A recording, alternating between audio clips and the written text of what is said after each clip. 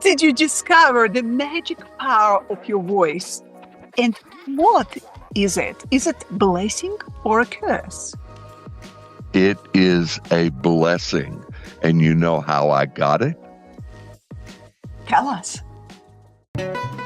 Welcome to the show, where we discuss time-tested and science-supported tools for better health, long life, and pleasures. Is it possible to fall in love with someone based solely on their voice? The answer is yes, absolutely. When we hear a person's voice, our brains automatically value the compatibility of its owner with our genetics, age, and our cultural backgrounds. But what if you were born with an amazingly appealing, sexy voice? Is it a blessing or a curse? To find out, stay with us, as our guest today is a fortunate man with an incredible natural velvety sexy baritone, which has undoubtedly impacted his life journey and touched the lives of others. And it's exactly the cause of him hiding from you today behind the black screen, because he doesn't want to be identified. So when you see him in reality, you won't recognize him. Please welcome Rick Flynn. Well, hello, Lillian. And it is a pleasure to finally be on your show. And thank you as well for you coming on my show, which is a podcast, which is known throughout the world. It's called Rick Flynn Presents. And you were with us for an entire hour, and you taught me a lot about aphrodisiacs that I did not even know. So I want to thank you for that, and good evening, dear. Oh, Rick, your voice. It's like an aphrodisiac potion, is a love potion. Well, we are born with certain voice. Its timbre, vibration, and pitch usually are fully formed towards our maturity. And from then on, the voice is inevitably and secretly impacts our lives. Well, Absolutely. I'm paradoxically, blessed. we don't hear our voice the same way as people around us. That's only people's reactions to our voice can make us fully assess its potential. Rick, you have an amazing voice that sends certain vibes to, well, probably majority of female population of the world. Are you like the Beach Boys? Are you picking up good vibrations? I love that. How did you discover the magic power of your voice? And what is it? Is it blessing or a curse? It is a blessing. And you know how I got it? Tell us. I was born into it because my mother, when she graduated high school, what she did, the first job that she ever had when she was a high school graduate, she went to work for the telephone company, Bell, Pittsburgh Bell. And they had a contest. And the contest they had, she was a telephone operator, and they had a contest called Miss Voice. And my mother won the competition, and she became Miss Voice of Pittsburgh for that year. And so people want to know, well, Rick, where did you get the voice? I say, it's my mother's fault. She was Miss Voice in Pittsburgh as the phone operator. I'm her son. I inherited a good voice. That's what I tell everybody. And that is what I'm going to tell you too, Lillian, because it is the truth. Absolutely. You born into that kind of beautiful voice, but you also can train your voice to be more appealing. The sex appeal of natural or well-trained voice is a powerful tool that cannot only open doors to the hearts of other people, but can also instigate preferential treatment from employers, agents, and other decision makers. Thus, if you know how and when to use your voice properly, the sky is your limit. Because as they say, sex sells, sexy voice opens doors. Did you ever use the power of your voice to get what you want in life? I have used my voice to talk to some of the most talented and some of the most distinguished artists, actors, actresses, musicians, athletes, political figures. You name it, I've talked to them over the years. This business has been good to me. I'm proud to say that not only have I done it my whole occupational life, but I retired early. And I hated being retired, Lillian. I did not like it. And so I came back after 10 years and I said, I'm going to come back to work, but I don't know what I want to do. Do I want to go back in music and play the drums again?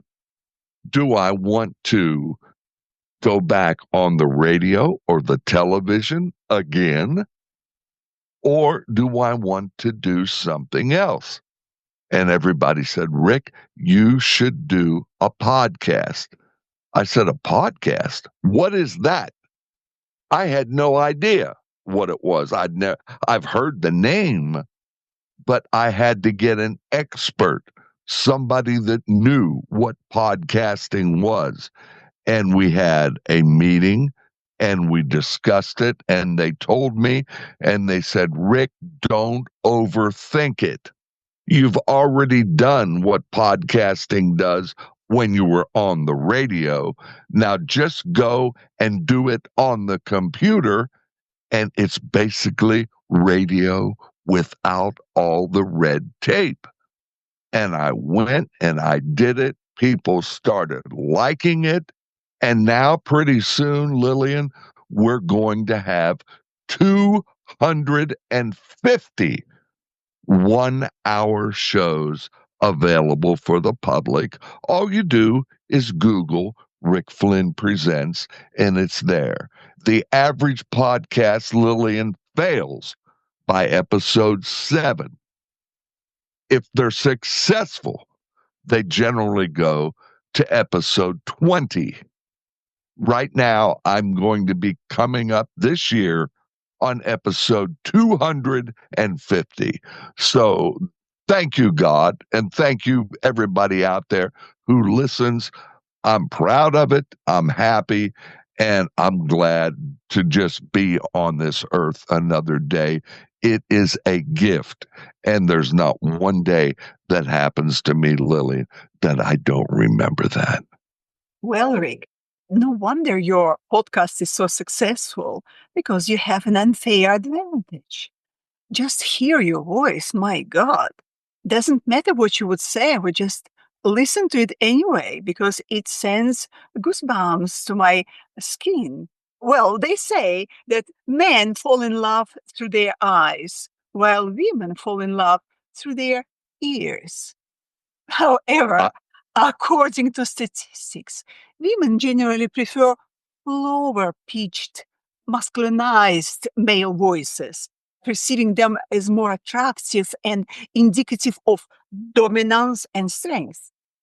In contrast, men prefer high pitched voices, especially for short term relationships. But when you want to choose a wife, you normally go for a lower pitched, chesty voices. Well, Do you feel it's correct if I say that?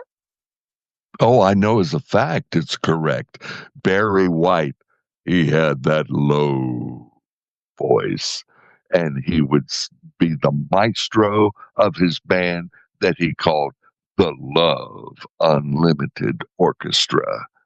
And Barry White would sing a song. It was called It's Ecstasy When You Lay Down Next to Me. And the girls would go absolutely crazy when I would play that record as the DJ. And oh, do they loved Barry White. They loved another man. His name was Teddy Pendergrass. And Teddy did all romantic songs for the women. Turn off the lights, dim all the lights, I think, close the door. Only you got what I need. You got what I want. Only you. Teddy Pendergrass, Barry White, even groups like The Temptations with Papa Was a Rolling Stone. Remember that? The Temptations. They had a singer that went down to the low register. I think the women do like that. In fact, I know as a fact they do. So you're right, Lillian. You're totally right. I love the way you play with your voice, Rick. And I'm very glad that people can't see you because most of our female audience already formed picture of you according to their likes, dislikes of the physique. And let their imagination draw the picture they want listening to your beautiful voice. Undoubtedly, you are aware of the magic impact of your voice on us, females. Can you tell us if you ever used it to deliberately attract a woman? Ooh, well, now you're backing me up here into the corner. Oh my, I used to be on the radio, and when I was on the radio on FM, they had the request line. Is it, hi, this is Rick. You call me on my telephone on the request line and let me know. And the women would call in on the request line, and they weren't calling me, Lillian, for any requests of music to play. They would call me up and say, is this Rick? I would say, why, yes, it is. They'd say, we love your voice.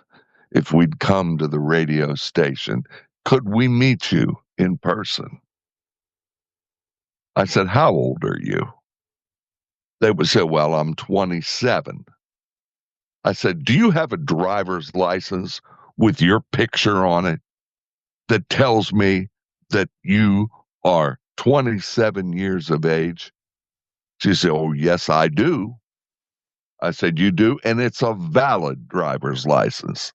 Yes, I have that.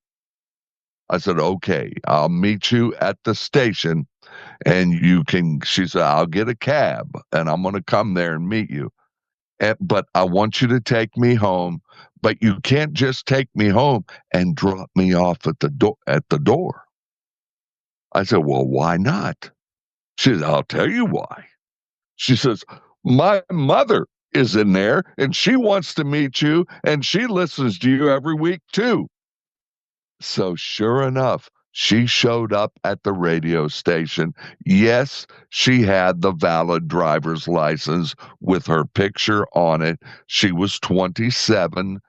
I did indeed drive her to her home, which was not that ridiculously far, maybe 10, 15 minutes from the radio station. And we parked the car and I went into her living room and met her mother. I thanked both of them, and it was an afternoon slash evening that I'll never really forget. People want to see a face that goes along with the voice. And Lillian, I know you like that as well. I have just had a photo taken, brand new, which I think it was 2 or 3 days ago. I will send you that in the email if you want to put it up on your website or on your show site, and this is a brand new, up-to-date photo. It's no more than a few days old, and people can see they can have a face to go along with the voice. Oh, would you like that? That would be amazing, Rick. I'm going to send it to you. So don't you worry about a thing. I'll send it to you. That's a promise. Yes, you have naturally beautiful voice, but still, there are some techniques that can actually establish the depth of the voice, its timbre. Well, for instance, in 1962, in a highly seductive and sexy manner, Marilyn Monroe sang Happy Birthday, Mr. President to John Kennedy at Madison Square, which startled the world and made millions of men react to it. Well, in one of the Seinfeld's episodes, Elaine pulls a practical joke on her friend George Constanza by leaving a sexy message on his phone in a certain seductive, erotic manner. Whose voice is your favorite? Can you Oh, share some of your special techniques that can make our voices sound extra appealing? I get that question all the time. I taught college speech for 7 years. Okay. And people need, if they're serious and you really honestly want to work on the technique of your voice, what you need to do, I tell this to everyone, young, middle aged, and old. It makes no difference how old or how young you are. I say if you're serious about wanting to do a good job in obtaining a decent, good, outstanding voice, get yourself a tape recorder and talk into it and make sure you know how to do the enunciation, what they call elocution. You need to have a voice with good elocution. It makes no difference how you attempt to do it. If you want to come out sounding right, you're going to have to learn how to enunciate and pronounce the words. I'm hearing announcers on the air on radio, and I hear them even on television that are mispronouncing words. They are not pronouncing the word the way it was intended to be. For example, Simillar. Do you know what that word is? Tell me. It is similar, as in your eyes are similar to the stars twinkling in the sky. Okay, but you know what? I've heard on radio, I've heard on television, announcers, people that should know better. They don't say similar. They say simular. Simular. There is no such word, Lillian, as simular. Show me the U in Simillar. That's similar, not simular. That's one mistake that they make. I can go on, but that makes my point. Know how to pronounce words in the English language. Listen to your voice on a tape recorder. Go to your husband, go to your wife, go to your friends whose opinion you trust, and say, I'm going to read you a few sentences that I recorded. And how could I have done that better? And people will tell you what they feel. They'll say, wow, look, that sounds real good. Or they'll say, no, you need to work on this. You need to work on that. And they'll be honest with you. People want you to succeed if you're going to talk to the public. Secretly, they're going to be on your side. And that's what I recommend people to do. Record your voice, listen to it, work on the recordings, and start from there. Absolutely. Practice makes perfect, they say.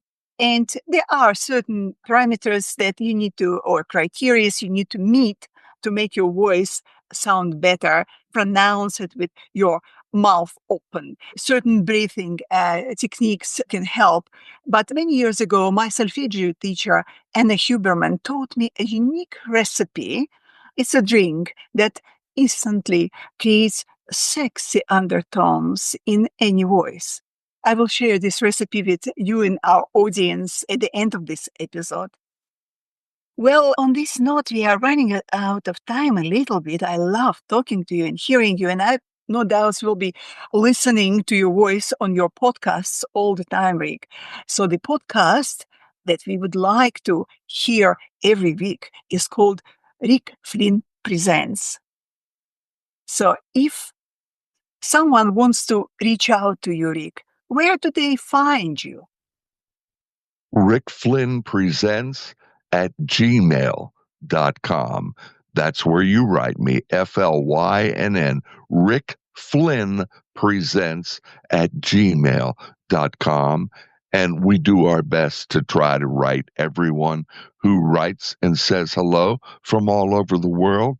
And we'd love to have you say hello. It would be great. And I want to thank you, Lillian. You're a sweetheart. You were great to come on our show. I know you enjoyed it. And we certainly enjoyed having you. But you know what I always say? I say this: never complain about growing old. It is a privilege not granted to many. So every day is a gift. And if you're gifted with any voice, you're ahead of the game. But if you're gifted with a good voice, use it for good things. Use it to entertain and to talk to groups and do something positive with it. And I'd love to give help or anything to those that have questions about it, because we all have dreams of what we would like to do. And you know what I say? Keep dreaming, keep doing what you want to do. I solidly think everyone should do it. It's a great idea. And another thing, Lillian, what I wanted to tell you is that people often think, can I accomplish things with my voice, meaning their voice that they have, even though I'm not a professional announcer? I've heard on television and I've heard on radio, especially with these athletes, these people that were a good name when they played ball. They were not professional broadcasters at that time.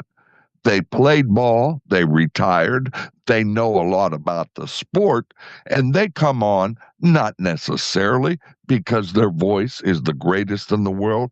They come on because of the knowledge of their subject and because people like them.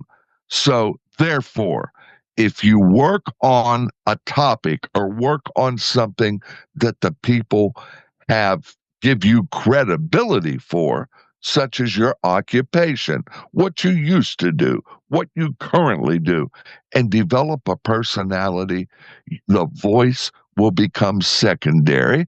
And for those that have that special voice, you can use it to become a professional announcer if that is your desire. You see what I'm saying? Ah, thank you. Thank you. It's a very good hint for people who dream to get that kind of profession that will let them speak to masses and deliver messages in certain way. Thank you, Rick. It's very valuable. Thank you again. Right. And another thing, you have singers out there, and a lot of the singers are trained. They're taught to breathe from what they call the diaphragm, to breathe in and breathe out low from the diaphragm so that you can sound very professional in your voice. And then there are others that have never had a voice lesson or a vocal coach a day in their life. People that are very talented. They just are a natural at singing. They might have learned it at church. They might have learned it on their own at school. And you know what? They do very well with it. So you have professionals and you have amateurs and people in the middle. Do the best you can do. Try to get better. Work with it. You see? Do you personally train people? If someone wants to reach out to you now, would you be able to do it one-on-one over internet or Zoom, or you don't do that anymore? No, I don't do that anymore. I taught college for 7 years and I never even applied for the job. They heard that I was retired and somebody recommended me. They said, "You know what? You have this opening. Rick is available over here. He just retired." And they called me and said, "Come on in. We'd like to talk with you." And they offered me a deal and I ended up staying with them for 7 years. I had no idea I was going to teach college at all, and they made me an offer, and I loved it. Then I did work, not so much as one-on-one. I would, if they made an appointment, came to my office and had questions, then I would answer them one-on-one. But for the most part, I taught a class or a couple of classes over the semesters, and everybody enjoyed it because speech is what gives you your strength and it allows you, Lillian, to stand up in front of people, other people, and not faint. Stand up with the confidence. "Hi, my name is Rick. I do this for a living. I do that for a living. My specialty is this. I greatly enjoy helping the youth when I go out and give a speech at the high school, give a speech at the Broadcasting Academy, give a speech at the college for the radio and TV." Rick, thank you for beautiful words, for wisdom, for being here, for the fun we had. Thank you for being you, yourself, and for your commitment to making this world more enjoyable. I hope to see you again on our show. Very good. You know, we had a lady on the podcast just a day or two ago. The show has not aired yet, but you know what she told me, Lillian? What? She said, "Rick, I would like it if sometime you just call me and all I would like you to do is read for me the telephone book." Well, I love that one too. Thank you, Rick, again. And keep on talking. Thank you, dear. And as we say at the end of every episode of Rick Flynn Presents the Worldwide Podcast, this is Rick Flynn speaking. It's been fun, but I've got to run on behalf of myself and the beautiful Lillian Zeltzer. It's been a great show, everyone. I've enjoyed it. Lillian has enjoyed it. God bless you all and have a great day. Thank you. Thank you. If you enjoyed this episode, please subscribe to our YouTube channel so you won't miss any of the new episodes. If you have questions, comments, or suggestions, please put them below the video. I do read them. If you are looking for a good, reliable source of specific ingredients, experts, services, or products, click on the resources link under this video. To health, long life, and pleasures.